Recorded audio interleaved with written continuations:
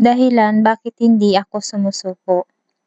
Hindi para sa iPhone, hindi para sa mga branded, kundi para lang may pangkain. Dahil naranasan ko na noon ang mangulam ng tuyo at mantika sa hapag. At ang mga hirap na dinanas nung ako ay bata pa, magpahanggang ngayon. Yun pa lang, sapat na na dahilan para tiisin ko ang lahat ng ito. Kaya, laban lang mga mamshi, lakasan natin ang ating mga loob para sa mga umaasa sa atin, lalong-lalo na sa ating mga anak.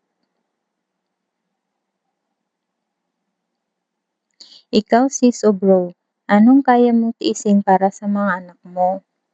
Yakap mga kahugot sa malayo, salamat po.